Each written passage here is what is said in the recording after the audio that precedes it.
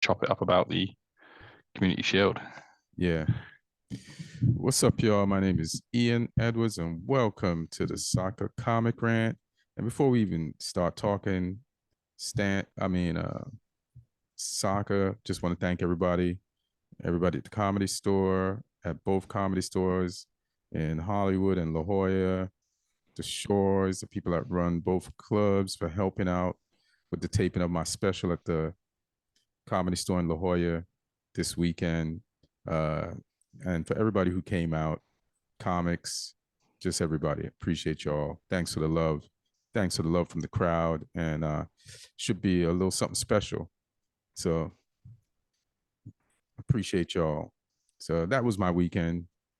Watching Man United in the Community Shield and taping my special. So thanks. And then I got Leon.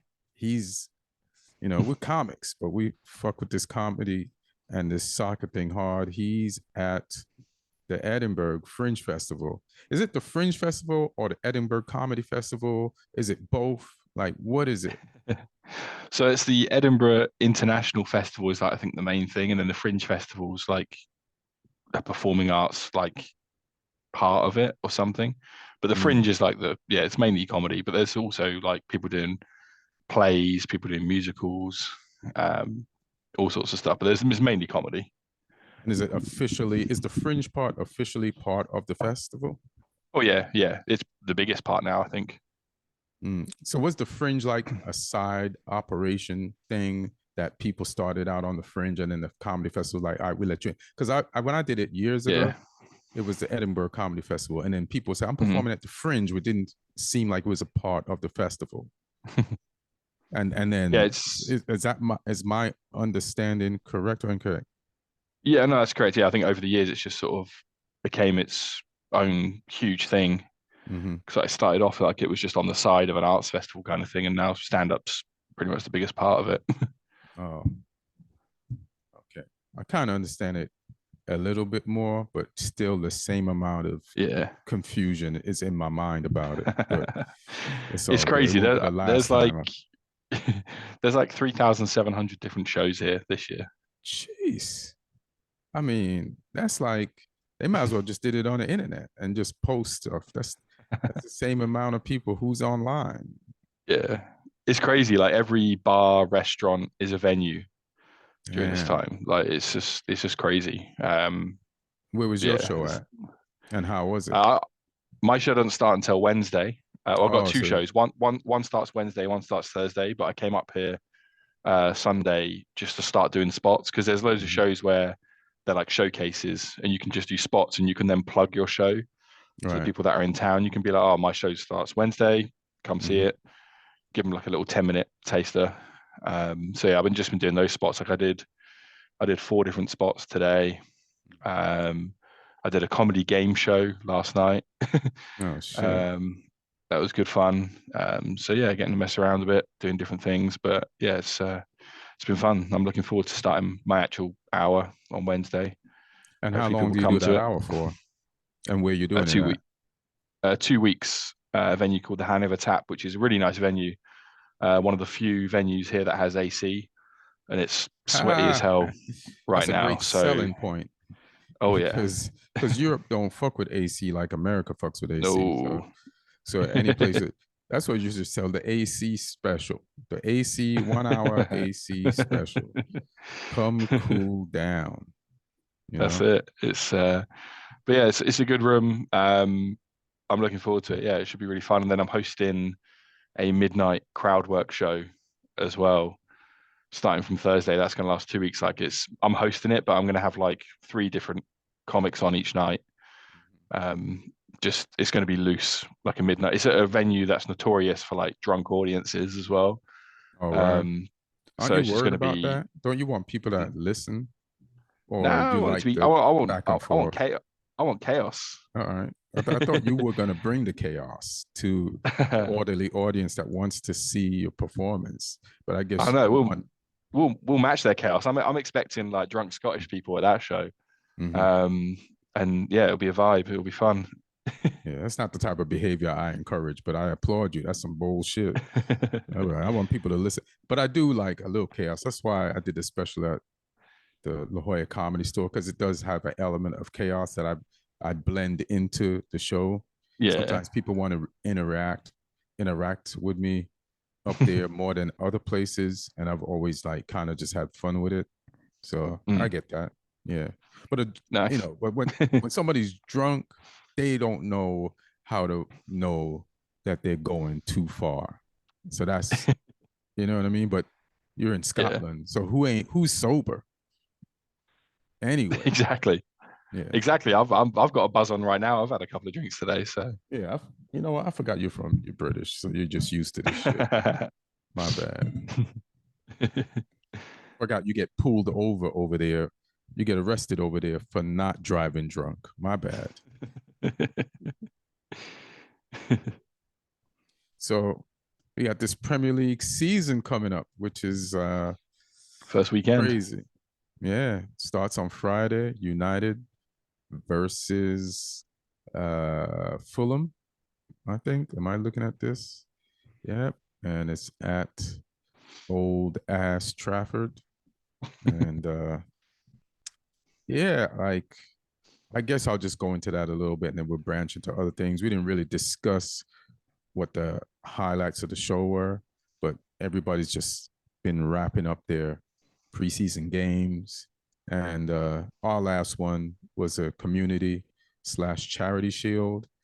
And I watched it after the fact and I knew the score. So it's funny when people who watched it live and then report on it, they say United was under pressure for the first 30 minutes. But I saw the score before I watched it and I knew we went to penalties. And when I watched it, I felt like in the first 30 minutes, United were in control of the game without the ball. That's how I felt. I feel like if you watch it live, you're panicking because Man City has the ball and they're always dangerous with the ball. But when you watch it afterwards, you're like, we let them have that shit. And we just cordoned off the goal and said, you can go anywhere with this ball except in these designated areas. And if you come in these designated areas with the ball, we taking that shit from you and we're going to go straight back at you. And there was like this order, this structure, and this calmness to us out of possession that was not there last year. We weren't wide open. Casemiro wasn't like lunging. He was covered. The middle was compact. And I like how we press with a front four and they time the pressing and we don't burn unnecessary energy. I feel like when we press with three, like we did most of last season, other teams could come down our sides and threaten to penetrate. And then we have to run back hard to cover that. And then they take the ball back out and then start on the next side. And then the person on that side has to run back down. Everybody slants over and it's just expending energy. But with the four up front, you can just hold them back there. And the time in the game, the clock goes, and we're just saving time. And then we use our energy for when we need to use our energy. So that's a great tactical adjustment. I know as the season progresses, or even in game one, teams are going to, Fulham and other teams and smart coaches are going to look at that and try to figure out a way how to like get past that. But for now, I love what I've seen. And it made Harry Maguire look comfortable. That's the most comfortable I've seen him in a long ass time. Like he no pressure. And this is how confident I am in this because we didn't even have our best center back duo, and they had Haaland, and we weren't threatened in the least. And we had the best chances at the end of the first half and the entire second half without the people we bought, whether they're injured or they haven't joined the team yet because they're freshly bought. They're still in the plastic. De Ligt is still in plastic. Majuari is still in the Bayern Munich wrapper. We got to take them out of there, out the plastic, take the labels off, and put them out on the pitch and let them start, like preseasoning mad quick with us, and then get them into Man United shape. So I like our shape. I like our structure. I like our new discipline. You could see that shit has been happening behind the scenes, and some of the L's we took in the preseason, they've used the calculations to make the right adjustments. And with some of our players back, like Mainu, Casemiro looked better next to Mainu than he did beside anybody else in the preseason, and he had a really good game. It's good to see Bruno Fernandes back. We're going to lose the ball sometimes because he takes chances, but somebody puts them away, or we do retain the ball better, period, with Ahmad, and I want to see more Ahmad. And so I feel like to draw against City, a team we usually get shelled at, and even though they didn't have their full ass squad and they had some kids, in the second half, we played a lot of like new people and nothing really changed. They got one goal 3 minutes before we ended, And there's some questions about why certain people didn't play and why certain people did play. I don't have the answers to that. I don't think they've given us those answers yet. But if we can have those questions and draw 1-1 with Man City, even though it wasn't the fully formed or shaped Man City, we weren't the fully formed or shaped Man United. I'll take that. Do you have any questions about us or any thoughts? Just yeah, I mean, you were competitive, which bodes well. Mm-hmm. And like I said, I think it was a sort of almost a similar performance to the cup final last season, in terms of how you set up and had a game plan and was smart about what you did. I mean, Onana wasn't lying in that interview recently where he said he's going to take more risks this season, because he was giving you some heart attacks at the back there. But yeah, I mean, you looked solid, and yeah, it's a shame that Bruno Fernandes' goal was marginally offside, because that was a hell of a finish. Yeah. And yeah, I think he'll be so key for you guys this season. And yeah, it'd be interesting to see how these new signings slot in. You're not spending that money on Mazraoui and Deliver for them to be backups. To be interesting to see whether or not they come straight in or if they're going to be eased in. Because obviously the guys in those positions who are playing have done the full preseason and everything. So yeah, we'll see how that goes. But yeah, it's a shame you couldn't hold on, because when Garnacho scored that goal, I think, they're going to do it, because City hadn't really been that threatening. There was the one chance you gifted them, which was it off the post. Yeah. But other than that, I think they hadn't had a shot on target until, like, technically on target until Silva's header. Right. And like you say, that was different from some of your other games, especially preseason and back end of last season, where you were just leaking shots, Right. like so many shots. Whereas like you looked a bit more solid. Yeah, and that game plan was there. So yeah, I think there's plenty of positives to take from it. I wouldn't be deflated by a loss at all, which I don't think any United fans are from the sounds of it. So that's I think there's plenty of positives there to look forward to. Like that was, I'd say, almost your best side. Be interesting to see what happens because obviously Fernandes was almost like a false nine, wasn't he? I mean, listen, like the whole back four, only one person played in their position. We had Martinez, but he played left back. The two central defenders was Harry Maguire, who's not going to be a starter, and Johnny Evans. And the lot was the only person I think started in his place. So for that against City, I mean, with Oscar Bob, you just can't sleep on. Like we talked about him last week. He's going to be a starter, fam, and he's lethal. He'll slide through. He should be sending thank you cards to Alvarez for demanding to be out. He's like, thank you, bro. You just made my career. I'm staying here.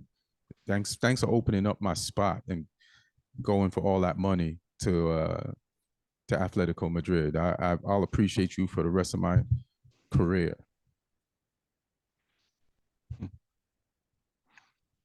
Yeah, be interesting to see how that back four shapes up. And I'm disappointed we didn't get to see Xerxes. Same. I thought there was an opportunity that he could maybe get some minutes in this game, but I guess he's just come back from the Euros as well, still getting back up to speed a little bit. Was he on the bench at least? Yeah, he was. Yeah, Yeah. he was there. Okay. Just didn't come in. So yeah, like your team, like you say, won't look that way necessarily when the season starts or a few games into the season. So Hmm. um, yeah, I think the same with the City one as well. So we can take a little bit from it, but not everything. Right. That's dope. And I wanted to do this last week, but I forgot. Just shout out to Wan Bissaka. Without you, Eric Ten Hag would not be our coach because you helped us win 2 trophies. The Caribou Cup, when they put on St. Maximum, like you're like the Haitian from, and I said this before, from that superhero movie TV show that used to be on when he would take away other superheroes' powers when he was in their presence. Like at St. Maximum, when we played, Newcastle could not pass you. And in the FA Cup that just passed, they took out Grealish and they put on Doku, and you said no. And you shut that dude down. They kept on putting the ball on that side of the pitch and trying to see if he could like map out a route past you down the right. You're like down the left, and you're like, fam, it's not happening today. Like you could keep trying, but it's not happening. So just for everything you've done, man. I always mad love, bro, and good luck at West Ham. And I'm terrified when we have to face you because I know you're gonna be like, oh, so I wasn't good enough. I bet you Wan Bissaka overlaps on us successfully versus West Ham. I bet everything that he's been accused of not being able to do, I bet you he does that shit. But yeah, man, I just want you to get the love that you deserve. 2 trophies in a turbulent time at United, and you are heavily responsible for those trophies. You deserve the love, the flowers, all that shit. So hats off to you, fam. Now, again, Southampton is in the fucking Premier League. You have Newcastle on Saturday. Yeah, I'm How going. you feeling? And you going? Yeah, I'm going to be there. I'm going to be up in the back end of the away end, which is like you need oxygen tanks to get up that high. It's a long old way up. But no, I mean, I went to our friendly midweek on Wednesday against Lazio, and it was 1-1. Brereton Diaz scored for us after like 4 minutes, which was his first game at the home stadium. Scored a great goal, like cut in off the left side and opened up a shot into the bottom corner. Lazio equalised later in the half with like a world-class goal, like an overhead kick from Castellanos, who used to play for New York City. So yeah, it finished 1-1. We had a fight as well. Charlie Alvarez decided he was going to take on the whole Lazio team. He's been linked with a transfer to them as well. So everyone was like, okay, maybe that one ain't going to happen. So that was fun. But no, we held our own in that game. We spent a little bit too much time like trying to draw their press by playing out from the back. And I feel like good teams will punish us because we're still not quite as good at it as we would like to be. Were you trying to draw their press or just play out the back? We were trying to play out the back, but trying to like provoke the press. So we were like making quite a lot of risky balls. And it's like, if a team really come at us with a good press, we might have some problems. But yeah, I mean, we played Getafe on Saturday and drew 0-0, which I think was our first clean sheet of the season, of the preseason. But we had a slightly stronger team out in that one than we did against Lazio, and yeah, another positive game. So we've been playing well against like good level European opposition in these friendlies. So I think that bodes well. Newcastle, like 100%, will be the favourites against us, just because they're obviously, their teams had a lot of money spent on it. They're a far more established Premier League team than we are right now. So yeah, they'll come into the game favourites. So we've got nothing to lose because people are expecting us to go up there and not get anything. I would absolutely take a draw if someone offered it to me right now. But I think we can be cautiously optimistic that we can go up there and at least play well. We might not get the win, We might not even get the draw, but I think we can give them a game. I don't think it'll be, uncompetitive. Just be interesting to see how we set up. We played in pre-season with a back four. We played in pre-season with a back five. So at least we can keep them guessing as well as to what we're going to do. But I wouldn't be surprised if we play with 3 centre backs and wing backs in this game, just because of the strength of Newcastle, and they're going to have strength out wide as well. If Gordon's back now, Isak's in there, Murphy's been tearing it up pre-season for them as well. So yeah, I'm not expecting too much from it. I just hope we're competitive. Like I say, it's not a sort of game where I can demand 3 points. There's not many games this season where I think that would be the case. So because I'm a realist. I love my club. I love my team. Why would you let realism get in your way? You know what I'm saying? So you just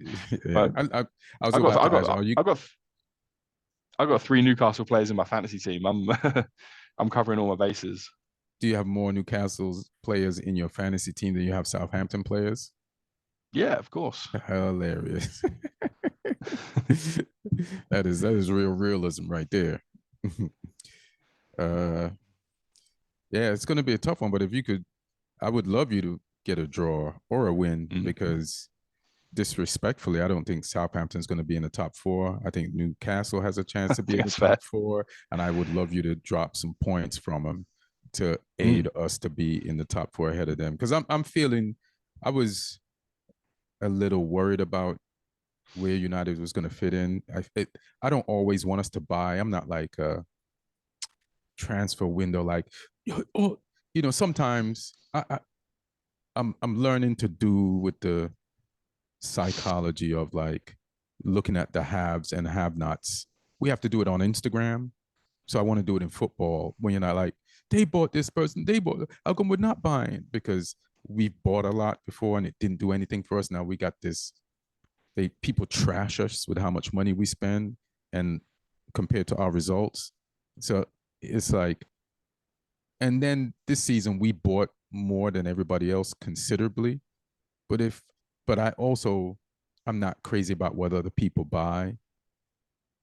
But also a lot of the big teams didn't do a lot of buying. So I don't know how much the reason I'm calm is because my team did the buying and not other teams, as opposed to what if some teams did a lot of buying and we didn't. But I just like when we use our academy players and give them a chance. And I feel like we have some diamonds in the rough there that if they get some playing time, they'll get in. But I also feel like we did need to buy De Ligt. I don't think we need to necessarily get rid of Wan Bissaka, but we did. There's nothing I could do about it. And Mazarawi's in, so I just hope he succeeds. And I think it's a good thing that, not that he got injured, Euro, but we're not going to be reliant on him as an 18-year-old to be our starting center back for United at that age. Now with De Ligt and with Martinez, and then the other guys that are there, who some of them will or won't be there at the end of the season, but we have enough to like not put that many games on an 18-year-old on Manchester United. Like, we can rotate a little bit and let everybody get comfortable, and then we have backups for games that we don't need like our main guy. So I feel good about that. We still need like probably a midfielder, but if Casemiro can play more like he played yesterday, then I still think we do need a midfielder, but I still want Toby Collier to get some game time. You know what I mean? And so, yeah, and we got these potential forwards, and we got to see what they do. But yeah, I feel better, and I just really like how we set up yesterday. So I'm cool with that. Did Arsenal get that guy from Spain? That I'm worried about. Marino? That hasn't happened yet, as far as I'm aware. What's his position? Is he central? Is he CDM? Yeah. So why didn't we try for him? Is he a good tackler? Does he break shit up? And is he a good passer? Yeah, he's a good all-rounder. I think maybe it's like, Arteta is from the same region of Spain as him. So I think he was trying to work that relationship there. But yeah, he's not going anywhere. And the other one that was looking to move was Zubimendi to Liverpool, and he's rejected them apparently. Oh, he did? Why? So yeah, no one's getting the CDM. He just wants to stay at Sociedad. I don't even know why Liverpool feels they need a CDM. They need one who can play the new manager's style of play, and they don't think Endo can. Yeah, he makes some mistakes. I think McAllister can, but I think they want another option in there who can do it. So, because yeah, I think McAllister as well. I don't know if he's available already yet, because he obviously played all the way to the Copa America final. What is Slot's style of play, would you say? Very like possession oriented. They're another team that likes to like provoke the press, play through, and obviously that he'll be a bit more heavy on that than Klopp was. Although they play good football under Klopp, but they'll have its own nuances, that style of play, and yeah, they like to counter press as well, which would be similar to Klopp. So that would be too much of a shock to them. But I think they wanted someone. I think they had some concerns over Endo on the ball, and not being able to like really dictate the game from that position the way Slot would like. So yeah, they're trying to upgrade there, but we'll see how it goes. Because like I say, they got McAllister as one of the options there. I'm just trying to have a look and see if he's played. Yeah, he played at the weekend for them against Sevilla, so he is back available. They got Gravenberg who can play in the middle and Sobolai, but they're more attacking. So yeah, I think they want someone who can just sort of sit and dictate from deep. And what about Bicetic? I don't know if he's fixed. He had some real injury issues. I mean, they got Curtis Jones as well that can play deep. But yeah, Bicetic, I think I haven't seen him in these lineups here. Let me just have a look. I'm just scrolling through. I guess he's not recovered. Oh, no, he came off the bench against Sevilla at the weekend. Oh yeah, maybe he doesn't trust him because he hasn't seen him play. But that kid could play. Yeah, like he was doing it from a young age immediately. So yeah, definitely someone I think. I think if he sees that kid play, he doesn't want Marino. I think Marino's actually helping Bicetic out. Well, Marino's was the one Arsenal wanted. Zubimendi's the one that Liverpool were trying to get. Oh, okay. And oh yeah, I mixed them up. They play for the same club, so. Oh, okay. They're both at Sociedad. Oh, they're both at Sociedad. So that Sociedad midfield is fire. And they both played for Spain? Both. Yeah. In Euros? Oh, shit. Yeah, so that Sociedad midfield is just those two in there. Jesus, that's pretty impressive. What do you think of who, like, there's two questions. Who do you think had the most successful preseason, which is games played, and who do you think had the best transfer window? So let's do preseason, like of all the, Premier League teams. Like I lost track of Brighton after a few of their preseason games. Wolves looked good. I know people were raving about some of the games that they played, and I saw some highlights of them. I don't think Liverpool lost any preseason games against anybody of note. So, which is cool for Onslaught. Like, you have to set the tone there as a new coach who's following Klopp. You have to give them something. You can't make them wait. Unlike, I know Chelsea pretty much stunk up the preseason, and also in the transfer market, like, mystified everybody by just spending money. So what do you think? I think there's not much in it with the big clubs, to be honest. I mean, like City looked good in preseason without even having their full team ever available. But they're putting the kids out, sort of half the team of kids, and still bossing it. I mean, Arsenal, I think, did really well. They won the little preseason tournament they hosted at the weekend. They smashed 4 past Leverkusen. Like, they beat almost pretty much full strength Leverkusen 4-1. Shit. Which is pretty good going. And then they beat Lyon as well. Although the Leverkusen game is midweek, and then they beat Lyon at the weekend. So yeah, just looking at the Leverkusen games, Zinchenko, Trossard, Jesus, and Havertz got the goals. So spreading them around. But yeah, Liverpool have looked okay under Slot as well. Like I said, they're learning that style, but they've been getting those results. Yeah, you guys have been doing some good things. So yeah, I think the only team that feel like they've had a real disaster is Chelsea. We'll see if that translates to Premier League games, though. Yeah, that's going to be tough for him. These fans, like, they're upset at the owners, and that's definitely going to transfer to the owner's choice of manager. So good luck, Maresca. It doesn't look. I understand, I guess, the type of ball he wants to play. I don't know if it's going to happen. I don't know if it's going to take time to happen, but I just know he can't afford it. These fans are ready to erupt. They need to erupt on somebody, and he's the focal point, and he's going to get it, whether he deserves it or not. And fine.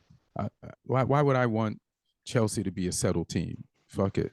Like, have a rough season and help create turmoil for your own coach and players in your team. That just helps United more.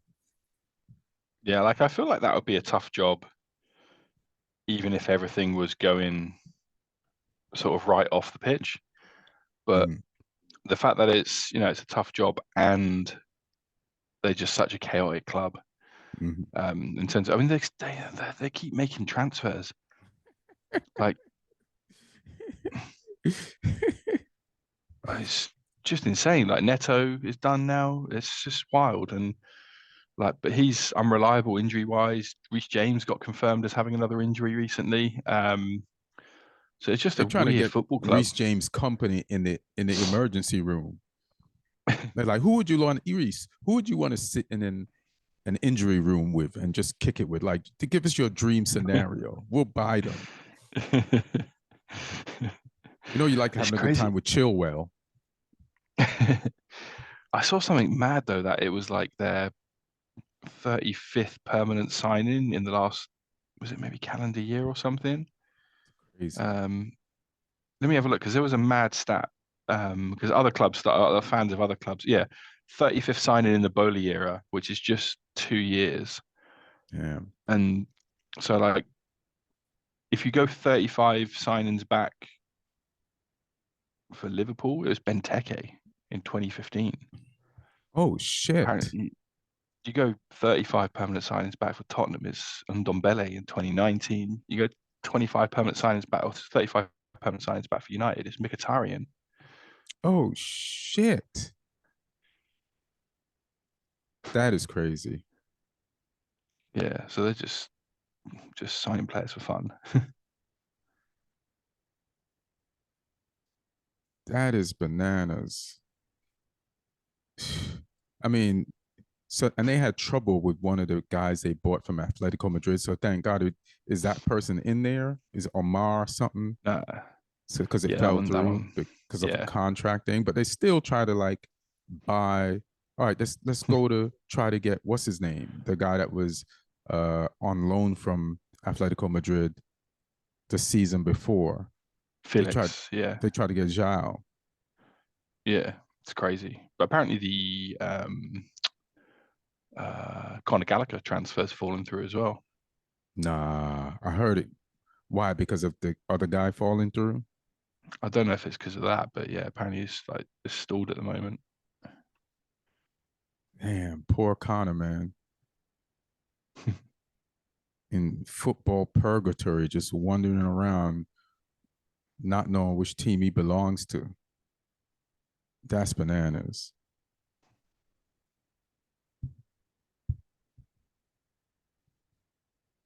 That's just crazy. Yeah, they're not a real football club right now. They're just a meme. They're a meme club. They definitely are. You think Wolves stands a chance against Arsenal at home? Yeah, they've looked good preseason. Like, Gary Neal's just a good coach as well. Like, he's got them organised. So I think Arsenal will win that game, but I think Wolves will give them a game. They'll make them work for it for sure. Right. Even without Neto. Yeah. I mean, Arsenal just starts, fam. They treat every game like the 100-meter race at the Olympics. Like everybody gets in the blocks, all the players, pow, whistle goes off, gun goes off, and then they just try to just win it from the beginning of the game to the end. So if they still come into the season with that energy, who do you think they have a chance of winning the title? I guess we all know they have a chance. They only failed it by 2 points, but can they beat City? What does City have to do to ward them off? I mean, it's hard to say. Like, it'll just be a consistency thing, and obviously what happens in the games when they play each other. But I mean, Arsenal, they come so close. I'd like them to do it because I feel like it's healthy for English football to not have City win the league again. But yeah, whether or not they're capable of doing it, we'll see if they sign anyone. I think the squad they've got is good enough, though. I mean, they've shown these previous seasons that they got close to it. So we'll see if Calafiori has a big impact for them as well. So yeah, it's a bit of an unknown still at the moment, but we'll see what happens when the game starts. But I imagine they'll be there or thereabouts again. I think they'll be if City are the top team again this year, I think Arsenal will be the closest to them. You think onslaught? I mean, it's too early.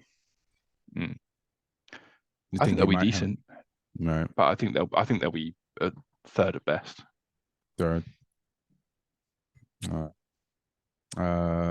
I feel like it depends on what type of move, because City lost Alvarez or sold him.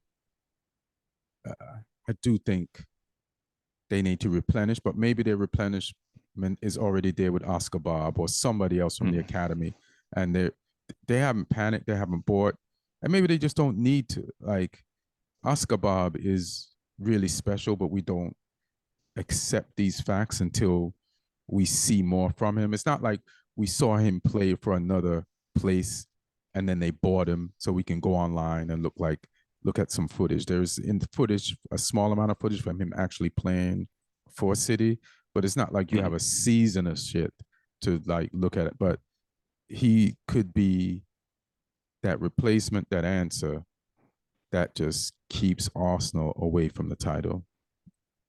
I mean, the dude is impressive, and shout out to him. Who do you think might get relegated? I mean, if you listen to the bookies, then us. But wow, I want to be confident that we can avoid it. Just because I think we got a good manager who has a clear style of play and knows how to coach it, and the players like him. So I'm hopeful that'll be enough to keep us up. We still need one or two more signings, but the manager says like they're trying to make them signings. So we'll see if we can get those done before the window shuts. But I'm going to call it now. I reckon it's going to be an all blue team relegation party. Like Ipswich, I think are going to go down. Leicester, I think are going to go down. I think this is the year, because I think they're going to get another points deduction. This is the year I think Everton finally stop flirting with relegation and seal the deal. Like, I think Dyche is a good manager, and their squad's okay. You know, I think losing Onana was pretty big for them, because I think he'll be a really good signing for Villa. And they've still got some solid players like Branthwaite and Tarkowski, a solid centre-back partnership with Pickford behind them. But I feel like they're lacking firepower. Like Calvert-Lewin, if he decides to turn it on, can score goals, but he's injury prone as well, and his form's up and down. Losing Onana from that midfield, you know, they've still got like Decore and a couple other players that can do stuff going forward a little bit, like Harrison and McNeil and this new guy they got on loan from Napoli, Lindstrom. But yeah, I think if they get caught up with a points deduction, they could be in trouble again. So I'm going all blue relegation. Hilarious. What is a Lindstrom? What position does he play? He's like a winger, attacking midfielder, I believe. But he's looked good. He scored like a cracking free kick for them in one game, and yeah, apparently he's looked lively. So that's one addition they made. All right, cool. I'm just looking at these fixtures and stuff and just trying to figure out all blue. The crazy thing about just Leicester, like they've avoided fines from the Premier League by going down to the Championship, and then avoided fines from the Championship and point deductions from the Championship by getting promoted to the Premier League. But now that they're in the Premier League can hit them with their point deduction / fine. And then if they don't survive it and they go down, then the championship is like, we got you, motherfucker. Here's your fine / point thing. And that could knock them into a tailspin to the league below. So they have to stay up to just avoid the championship point collector from catching up with them and going, what's up, man? You back down here? There's a bill we need to discuss from your last season down here that needs to be taken care of right now. So yeah, good luck, Leicester.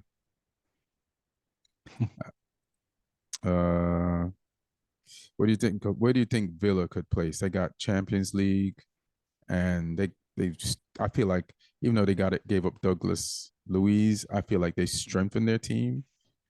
Somehow Lloyd was complaining how PFL is going to kill football, but Villa, because of the pressure of PFL, has been turned into a diamond, and has an even better team than they did than last season. The only thing that might hurt them is a Champions League.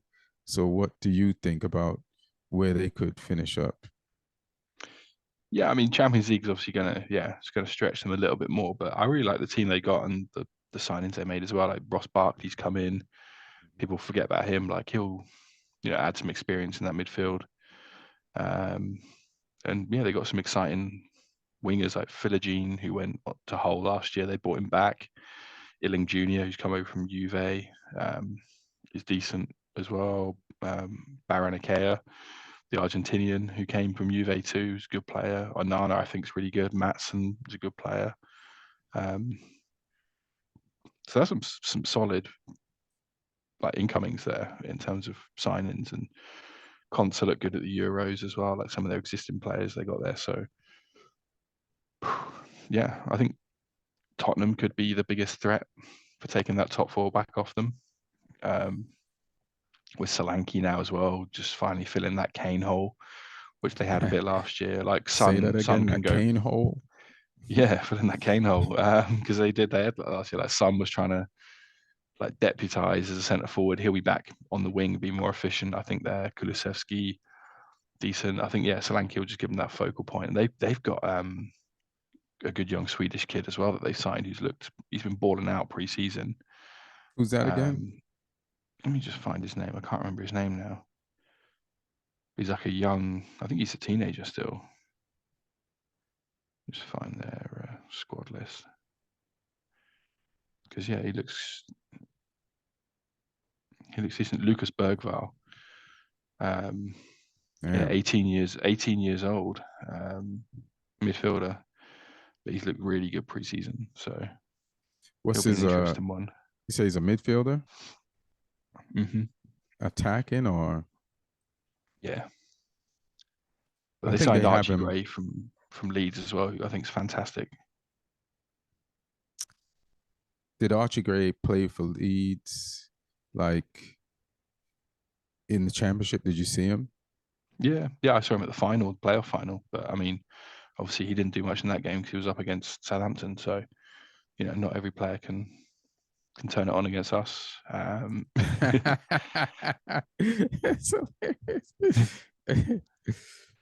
He got to the Premier League anyway. They got, obviously Werner's come back on loan again. They got a bit of controversy though this weekend. Bissouma was pictured, I think, driving whilst doing like nitrous balloons or something. So he's in some trouble. Was he with somebody and that person took the photo? I'm not 100% sure, but yeah, I know. What I know is in trouble. Like a traffic camera photo. Like, why are people publicizing their crimes? Like, What is going on here? I don't hang with nobody that whips the camera out when we're doing some illegal shit. That's my friend criteria. Like everybody knows when to pull the phones out. Yeah, And I was knows looking. It was videos by someone else. So by like somebody you're having fun with. And they're mm. like, that's crazy. You gotta cut these snitches out your life if you're a football player. For real. You just Yeah, don't hang with nobody that's like, let me get some type of fame off you that by defaming you. yeah, that's not good. Yeah, it's not good. I'm trying to think of anything else because it's not much. So you think Spurs could get in the top four? You don't think United or Spurs top four? What's your vibe? Does Spurs have any extracurricular activities in Europe? I think their Conference League or regular Europa League. I can't remember now. But yeah, I think like the main like competition. Because I think Slot will get Liverpool into third, and then I think it's between you, Spurs, and Villa for that other spot. All right.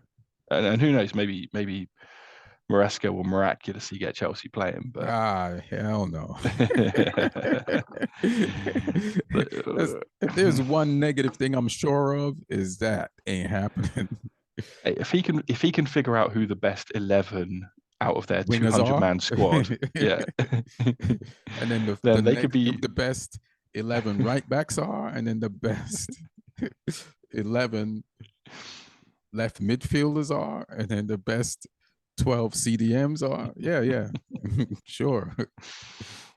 oh man, yeah. So yeah, who knows? But yeah, I think it'll be tight. It's hard to call. I think personally, I think with the Solanke signing, I think Spurs would just edge it. But I mean, you make good buys as well. I mean, if Delict and Mazraoui really add to your defense and they settle quickly, then and if Xerxes settles in quickly, and if Euro and Hoyland are back from their injuries and settle, yeah, you got a hell of a team potentially if they all live up to that. So yeah, it's a hard one to call. Yeah, I've gone into Premier League seasons like knowing more who the top four is than I do right now. Like I do know Yeah. it's going to be Arsenal up there. I do know it's going to be Man City, but the two after that, like I wouldn't even really doubt Onslaught because I'm just looking at Liverpool squad, but everybody else is. So I'm like, am I stupid? I'm not as an expert as they are. So I'm like, all right, let me put some doubt on that too. And then, I know Champions League is gonna fuck with Villa more than they think it is. And then, Mm, like you said, it's the Solanke factor for Spurs, and then United, the people we bought, the changing of our whole team structure and having like people there hands on to help Ten Hag, our new coaching staff, and then extra people that we hired to like set mm, piece coaches and just not being up for sale is the one of our biggest transfers. Like not having the players looking over their back and not knowing, like, we don't even know who owns this bitch. Who am I playing for? Like that's a huge like weight. People can focus more. You know what I mean?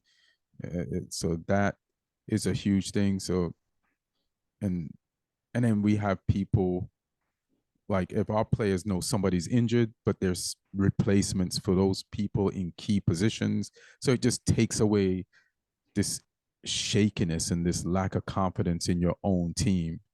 And it just that, that we can approach games more with the mentality that City players can approach games, and so can Arsenal players approach. We can approach with the same mentality as these other teams, and everybody. There's more people and players to challenge for other players' positions who thought they were secure and they could half-ass it like all this time. So yeah, it's tough. And then Newcastle, they ain't even in Europe. We fucked up and knocked them completely out of Europe.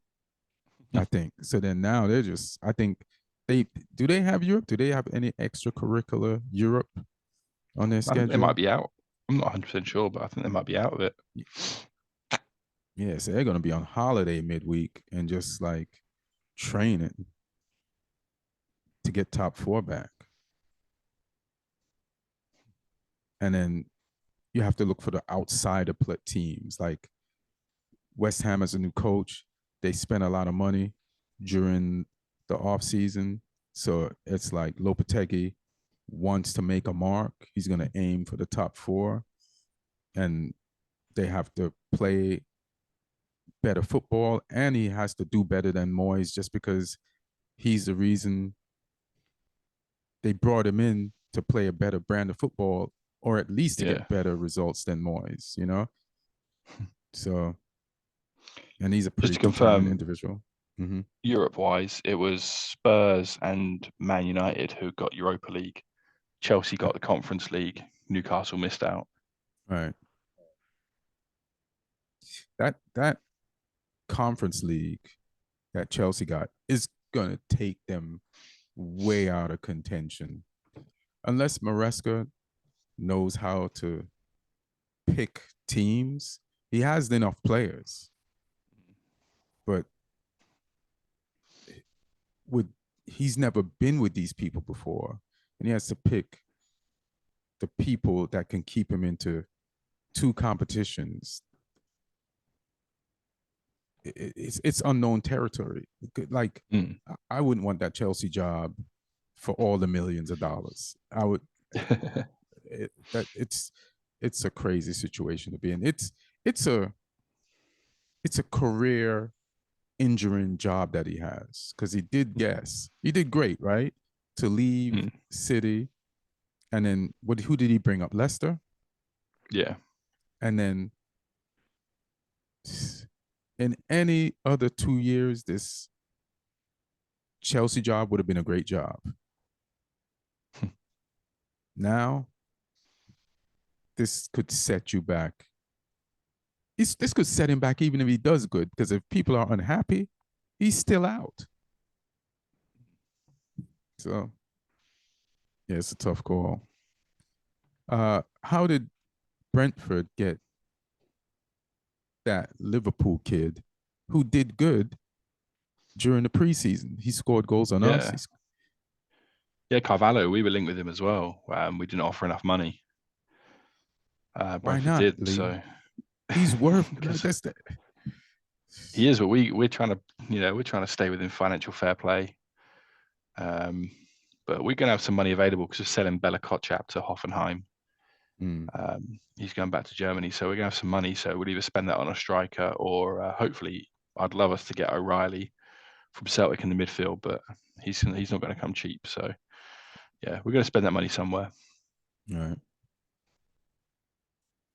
Yeah, I'm just trying to think. I feel like we did good enough for this week. Is there anything else we need to discuss?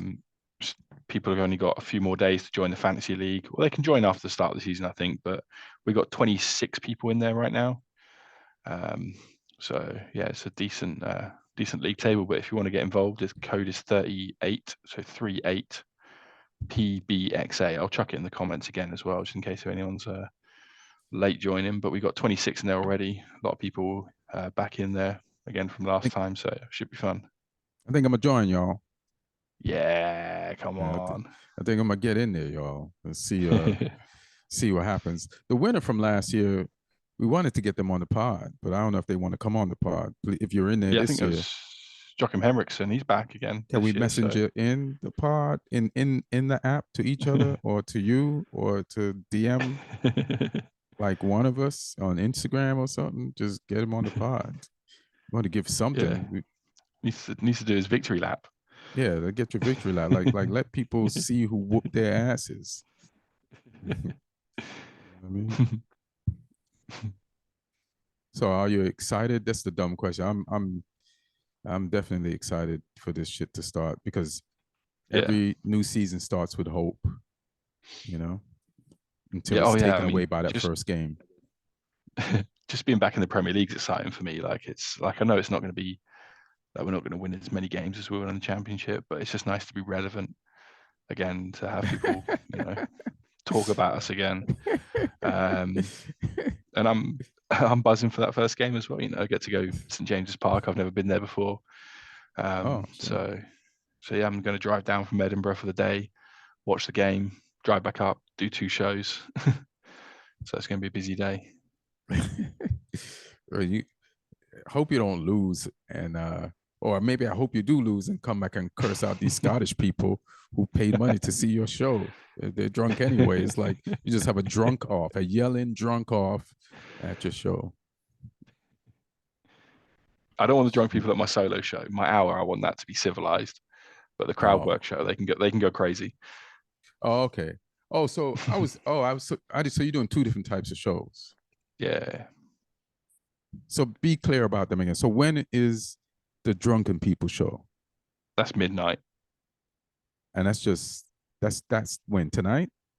No, it starts on Thursday. Every night till the end of the fringe from Thursday. And my solo, my 1 hour starts on, well, it's 45 minutes, starts on Wednesday. And that's every night at 10 p.m.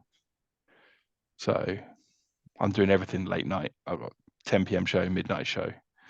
Oh, so that's what I didn't understand. I thought you had just one show and you was like, oh, no. All the drunk people come to my one show. But now I know you have 2 shows where you want people to act like fucking civilized human beings. And those people who probably will get drunk at your show, but at the end of your show can pull up an hour or so later to your, hey, I'm glad you're drunk show. Let's talk shit now. All right, cool. Yeah. Are you gonna tape those shows and then have like stuff for reels and stuff like that? I'm gonna try to. The only problem is I haven't got a camera. I do everything on my phone, and I'm running out of storage. So, can you like put out a APB, like a post and ask if there's anybody up there with a camera that you'll pay some money to like just record those? Like, why waste those moments? And then you could like build your gram off it. You know what I mean? Oh yeah. And then the Edinburgh Festival hashtag is gonna be like popping, so people it would draw people to the post and to your page. Oh yeah, for sure. Yeah, I need to get on it and try and take advantage of all the stage time. Yeah, it just sounds like you're not gonna do it. No, I could, especially for the crowd work. I'll try and do it because I think that'll be good. My other material, like I want to get it filmed in like a better room because this is just like a place below a pub. Seats like 60 people. It's a nice room. It's a good room for the show, but it doesn't like visually. It doesn't look good. No, I'm talking about the crowd work one. Yeah, I feel like you should have a filmer at the crowd work one. Yeah, that one might be difficult because it's a really tight room. Because that's the thing with the fringe, like it's all makeshift. None of it's like purpose built comedy clubs really. So like there's like literally the back row is on the back wall, and there's no green room. So it's like comics just waiting out in a hallway before they come on. Just have the cameraman like set up on the side somewhere in the corner and just recording you do your thing, you know? Yeah. Yeah, that's all you need. Well, yeah, man, I hope all that shit goes fucking fantastic, you know? Like I said, I just got back from La Jolla and turned on the computer, logged in, and then sent you the link. So I'm just gonna take the Monday off and get some rest after this and post this probably in the morning. Yeah, that's cool that the weekend went well though. Like I'm looking forward to watching the special. So how many tapings how many like recordings did you do in the end? I did 2 on both of them on Friday, and it's a 7 p.m. show and a 9:30 show. But I did 2 Friday shows to kind of like warm up and get used to doing the hour. Even though I've done it before, there's been so many spaces in between. Yeah, doing it, I needed to like do it twice before I did it on Saturday night. So yeah, and those were the best audiences, especially for the first show on Saturday. That was the best audience of the weekend. So I'm glad I didn't like waste that audience on the Sunday show or the 2 Friday shows. So, God looked out. The universe looked out 100%. Nice. Yeah. Yeah, I look forward to seeing it. Should be good. Yeah. Should be good. Yeah. So yeah, thanks for being on. Do you have any shows tonight after this, or you done for the night? Oh no, I'm done for the night. It's 2 a.m. now. 2 a.m. That's it. Yeah, there are still shows here this time, but nah, my final one was a late one. But yeah, I'm done. So yeah, I'll start again tomorrow. I'm playing in a comics basketball game in the afternoon, and then I've got 3 shows after that. Bro, you are nonstop. You are nonstop. And shout out to the U.S. women's football team, another Olympic gold. I didn't know it's been so long since they won. I always feel like they're winning shit. So I didn't know, you know. And is it true that Marta never won the Olympic? Only ever got silvers. I thought they always beat us. Yeah. Did she win a World Cup?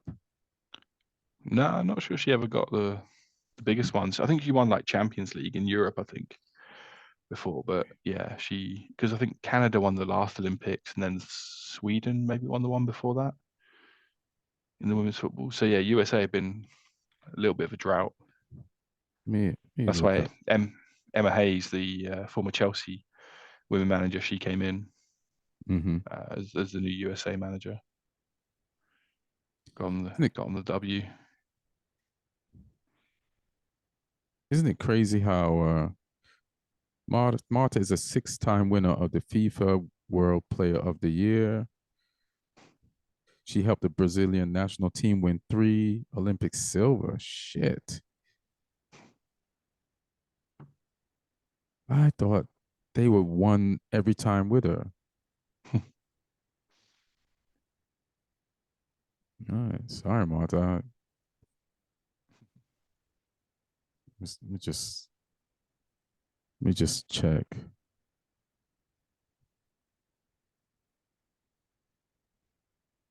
Yeah, I can't sift through all of this to find out if Marta won anything. I'll find out next week and bring that up.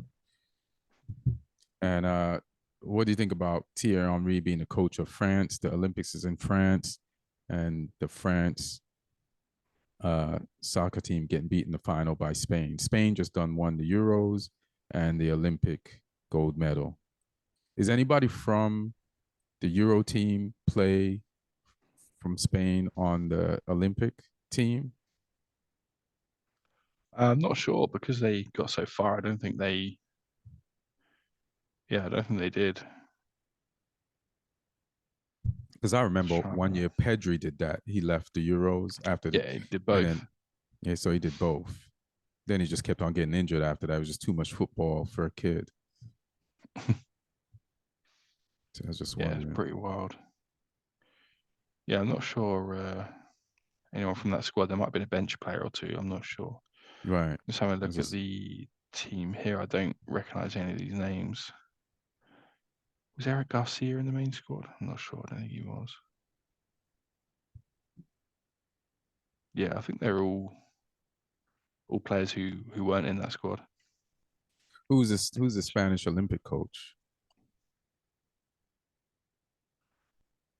Just have a look. It's the under 23s. A guy called Santi Denia. But yeah, it just shows the mad depth they've got. Their current women's World Cup holders, men's Olympic holders, and men's Euro holders right now. Damn. They are. Shit. Spain back on top. Spain's back on, baby. Yeah, so it's crazy that the Olympics ended last night, like a week before. I like when international events just time themselves out. The Euros went, and then it gave a few weeks, and then the Olympics started. A beautiful Olympics. I didn't watch all of it, but I watched enough to catch the vibes and stay in loop with everything.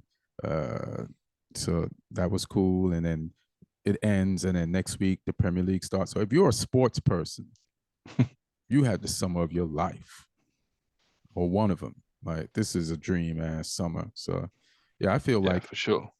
I was in France, Germany, and now I'm going to England to watch the Premier League all through these TV portals and shit. So yeah, great. So you want to plug anything again? You like where the show's at and all that stuff? Just look on the socials. I'll post them all there. So Lee Hudson Comedy. Yeah, I'm putting stories up from all the shows I'm doing. I'm posting about my ones as well. So yeah, it'll be on there with ticket links and whatnot. All right, dope. Yeah, please go check out Lee's shows. If you're sober, go to the 8 o'clock one. 10 If you're o'clock. lit, the 10 o'clock one, my bad. If you're lit, you're a midnight guy or woman or Yeah. lady. All right. Have fun out there, man. And hit me up on at Ian Edwards Comic on Twitter, Instagram, and Threads, baby. And thanks for listening and watching the podcast. We love you. Take care of each other. Be good to each other. And let's all enjoy this season more than the 3 teams that are going down. All right, 1.